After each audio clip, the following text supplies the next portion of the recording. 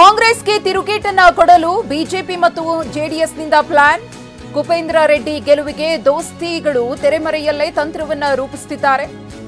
ರಾಜ್ಯಸಭಾ ಲೆಕ್ಕಾಚಾರಗಳ ಬಗ್ಗೆ ಚರ್ಚೆಗೆ ಮಹತ್ವದ ಸಭೆಯನ್ನ ಕೂಡ ಮಾಡಲಾಗುತ್ತೆ. ಬೆಂಗಳೂರಿನ ಎಂಜಿ ರಸ್ತೆಯ ಹೋಟೆಲ್ನಲ್ಲಿ ಮೀಟಿಂಗ್. ಮಾಜಿ ಸಿಎಂ ಕುಮಾರಸ್ವಾಮಿ ಮತ್ತು ಬಿವೈ ವಿಜಯೇಂದ್ರ ಅವರು ಈ ಮೀಟಿಂಗ್ನ ಪ್ರಮುಖ ನೇತೃತ್ವವನ್ನು ವಹಿಸುತ್ತಾರೆ. ವಿಪಕ್ಷ ನಾಯಕ ಆರ್ ಅಶೋಕ್ ಅವರು ಸೇರಿದಂತೆ ಅನೇಕರು ಭಾಗಿ. ಸಭೆಯನ್ನ ಮುಗಿಸಿ ತೆರಳಿದ ಬಿಜೆಪಿ ರಾಜ್ಯಾಧ್ಯಕ್ಷ ವಿಜಯೇಂದ್ರ. ಒಂದು ಕಡೆ ವಿಜಯೇಂದ್ರ ಅವರು ತೆರಳಿದ್ರೆ ಇನ್ನೊಂದಷ್ಟು ವಿಚಾರಗಳ ಬಗ್ಗೆ ಉಳಿದಿರುವಂತಹ ನಾಯಕರು ಕೂಡ ಚರ್ಚೆಯನ್ನ ಮಾಡ್ತಿದ್ದಾರೆ. ನಾಳೆ ರಾಜ್ಯಸಭಾ ಚುನಾವಣೆ ನಡೆಯಲಿದೆ.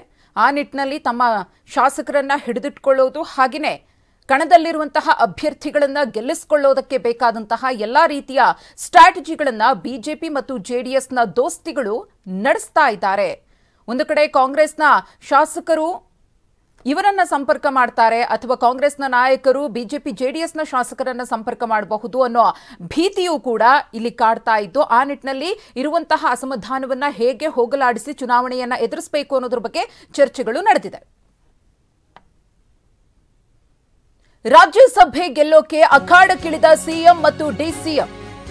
ರಾಜ್ಯಸಭೆಯನ್ನ ಗೆಲ್ಲುವುದಕ್ಕೆ ಸಿಎಂ ಮತ್ತು ಡಿಸಿಎಂ ಅಖಾಡಕ್ಕಿಳಿದಿದ್ದಾರೆ. ಇವತ್ತು ಸಂಜೆ 6 ಗಂಟೆಗೆ ಸಿಎಲ್ಪಿ ಸಭೆ ನಡೆಯಲಿದೆ ಹೋಟೆಲ್ನಲ್ಲಿ. ಕಾಂಗ್ರೆಸ್ನ ಶಾಸಕಾಂಗ ಪಕ್ಷದ ಸಭೆ, ಸಿಎಂ ನೇತೃತ್ವದಲ್ಲಿ ನಡೆಯುವಂತಹ ಸಿಎಲ್ಪಿ ಸಭೆ. ರಾಜ್ಯ ಕಾಂಗ್ರೆಸ್ ಉಸ್ತುವಾರಿ ರಣದೀಪ್ ಸಿಂಗ್ ಸುರ್ಜೇವಾಲಾ ಅವರು ಕೂಡ ಭಾಗಿಯಾಗ್ತಾರೆ. ಡಿಸಿಎಂ ಡಿಕೆ ಶಿವಕುಮಾರ್ ಸೇರಿದಂತೆ ಪದಾಧಿಕಾರಿಗಳು ಭಾಗಿಯಾಗಲಿದ್ದಾರೆ. ಚುನಾವಣಾ ತಂತ್ರಗಾರಿಕೆಗಳ ಬಗ್ಗೆ ಚರ್ಚೆಯನ್ನ ನಡೆಸುವ ಸಾಧ್ಯತೆ ಇದೆ. ಶಾಸಕಾಂಗ ಪಕ್ಷದ ಸಭೆ ಇವತ್ತು ಸಂಜೆ 6 ಗಂಟೆಗೆ ನಡೆಯಲಿದೆ ಸಿಎಂ ಸಿದ್ದರಾಮಯ್ಯನವರ ನೇತೃತ್ವದಲ್ಲಿ.